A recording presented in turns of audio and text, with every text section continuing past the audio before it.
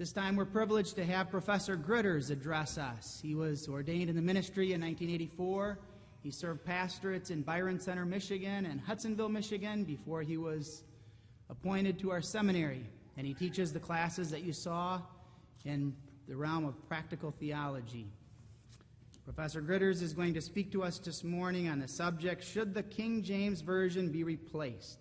A critical assessment of the KJV and of some more recent translations. Professor Gritters?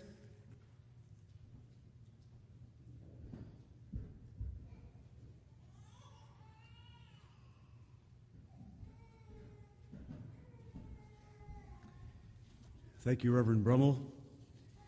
I'm not going to be using the PowerPoint, so I don't know if there's more lighting up here. If you want to turn it on, you may. Thank you for the invitation to the seminary to speak for the conference, and thank you for attending. I am very encouraged by the number of you who are here this morning. I realize what fall Saturday is like and the difficulty of breaking away from all the responsibilities around the yard and the farm and whatever else you have to do. So to see over half of the sanctuary filled is a great encouragement for us as a seminary. Should the King James Version be replaced? Are you kidding? Is the response perhaps that some give? I realize the challenge of this assignment that I've been given and accepted to speak on that subject. Should the venerable, useful, beloved King James Version of the Bible be replaced? The subtitle is A Critical Assessment of the King James Version and of some more recent Bible translations. That's a difficult assignment, in part because there are so many English translations of the Bible, even modern ones. As Prof. Kamiga indicated, there in the beginning of our churches perhaps was but one, maybe one other, the Revised Standard Version. Since then, there have been made at least 150 other English translations of the Bible. How, in 45 or 50 minutes, can one critically assess the modern English translations of the Bible? Not only are there 150 modern versions, but there are books and articles and videos and lectures all about Bible translating in general. The translation of the King James Version in particular, that it would take a lifetime to read and study all of those Bibles and read the articles. I actually spent all summer, this past summer, in whatever time I had studying this subject, and I feel like I have just barely scratched the surface. Tried to read books in favor of the King James and against the King James. Lukewarm in favor and rabidly in favor, and mildly critical and viciously critical. There are books and articles, scholarly and popular, that range all the way from this side to all the way on that side. You're tempted to paraphrase what Solomon said, of the writing of many books about the King James Version of the Bible, there is no end. Well, that's part of the challenge. The other part of the challenge is that when you ask this question, should the King James Version be replaced, it's impossible to give an answer that's going to satisfy everyone. This is a controversial subject. I'm tempted to add to the duo that an old elder told me would be guaranteed to create controversy in the churches. You want controversy, you raise the subjects of money or music.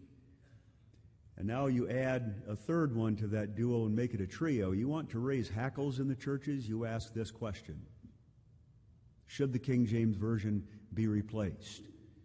I almost feel like I should hire some of you young people to stand up here to protect me like Spurgeon needed protection when he preached sometimes, and when he preached Calvinism.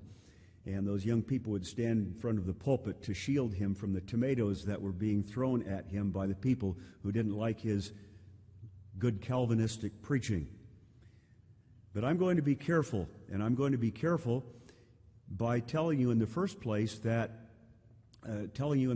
what happened in the course of my summer study of this subject. Three things took place. In the first place, my esteem and my appreciation for the King James Version of the Bible, which was never low, rose immeasurably. It did. You need to know that. My gratitude to God for a good translation of the Bible was never low. It has risen.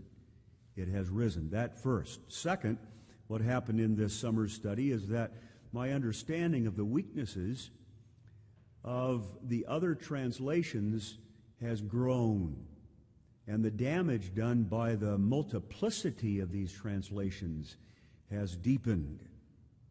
And third, what happened this summer is that my hope for an improved English version of the Bible, if I had any hope at all for that, a Bible that can be adopted by the churches, my hope for that has lessened. And my hopes that there ever will be one have become more realistic as I understand the magnitude of that task. Do we have the ability, the scholarship, the time, the funding? You reflect on what Prof. Kamiga said about the committees and how many men served on those committees and how many years they gave themselves full time to make this translation of the Bible. And you almost throw up your hands in despair if you have any hope for something that would improve on whatever little needs improvement in the King James. So those three things happen. My esteem for this has risen. My understanding of the weaknesses and damage done by the other versions has grown, and my hope for another version has lessened. A critical assessment of the King James Version and some more recent Bible translations. I want to start this morning by offering some qualifications and cautions. I want to stand back, ask ourselves how we make a judgment, whether it should be replaced, and if it should, replaced by what. I want us to be educated as to what standards we ought to hold for a good translation, how we can criticize other translations, and how we can determine whether we think that there ought to be, after 400 years, another translation of the Bible. I want to offer cautions. I want to offer qualifications. And that because there are so many shrill voices, both way on this side and way on that side, that often there's hardly even civility in the discussion about Bible translation. There are overstatements, there are misunderstandings, there are harsh criticisms both on this side and on that side that we need to be careful, very careful. The translators of the King James Version faced that first of all. You remember the first critic of the King James was, "I want it to be burned." That was a radical statement. That was not a necessary judgment. They lamented, those translators, that no one in those days would ever appreciate anything new. Quite the opposite of today, when anything new is appreciated just because it's new. In those days, no one would be willing to look at anything new. So they faced those extreme positions, and I want to help us be careful about that. And say in the first place, number one, caution. We, the Protestant Reformed churches and the Protestant Reformed Seminary, are not of the opinion that the King James Version of the Bible is the only possible English translation that the church may use, ever. We don't hold to what's called a King James only position. I don't have time this morning to mention even names in that movement. It's not an organized movement, but there are many people who hold the judgment that there is not any other version in the English language that God permits. Many people have written pamphlets and books holding that position, and there are organizations devoted to oppose that position. Study the issue, read the books, and become educated. We do not hold that position that says, probably in its mildest form, that King James Version is not only the best translation, but the only good translation of the Bible into English. The only translation in English that God approves is the King James Version. Then the next step of this position is that the King James Version is inspired by God, just as were the original Greek manuscripts and Hebrew manuscripts that Moses and Isaiah and David and Paul wrote, word for word, letter by letter, given by God accurately. They would say the King James Version of the Bible is inspired by God and therefore infallible. Further yet, some of them say that even the original manuscripts that we have in our possession, Greek and Hebrew, ought to be corrected by the King James Version of the Bible. And along with that, all other translations of the Bible in any other language, French, Dutch, Spanish, Chinese, those versions ought to be corrected by and even made from the King James Version of the Bible. We don't hold that position. That takes another step and says there are new revelations that God gave to the church in the King James Version of the Bible that were not given to us in the original Hebrew and Greek. And the logical conclusion of all of that is that every other version that purports to be a good version is really an anti-Christian version. Some have gone so far as to say that, look at the New King James Version of the Bible. See that symbol on the front? You can make 3 6s out of that symbol, and that means that that version stands for the Antichrist. 666. Now, why would I say that as a qualification?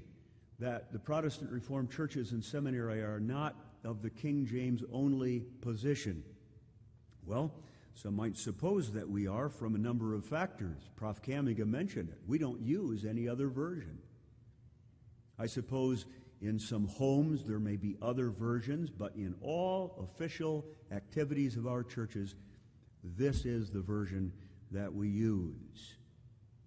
You don't read in the Standard Bearer, our church's unofficial magazine, anyone quoting from other versions of the Bible so that you wonder which version is going to be used this time. You might say, well, the Protestant Reformed Seminary is King James only because they recently purchased 5,000 books from a specialized library, which books concentrate on the question of the text that stands behind the King James Version of the Bible. And therefore, you are Protestant Reformed Seminary, a King James only group. And then when you crown that with the reality that here we are celebrating the 400th anniversary of the King James Version, you must be King James only people. We are not King James only activists. We are not because, in the first place, God did not inspire the King James Version or its translators. God used them to make a fine translation, but He did not inspire this version or its translators. And in the second place, we are not King James only because language changes. English language changes, and it's very well possible that the church, at a certain point, determines that the English language has changed sufficiently that a new version of the Bible is wise, not only permissible, but recommended. That's not to say that there aren't a couple of King James only people in our midst. I got a letter one time after writing in the Standard Bearer making a parenthetical point that this word in the King James Version could better be translated in another way, and you've all heard that kind of thing in sermons or Standard Bearer articles. I got a letter from someone who said you may not ever criticize the King James Version of the Bible. That's a King James only mentality that we do not adopt. So first caution, be very careful what you say about the beloved, venerable King James Version of the Bible. Second, let's be careful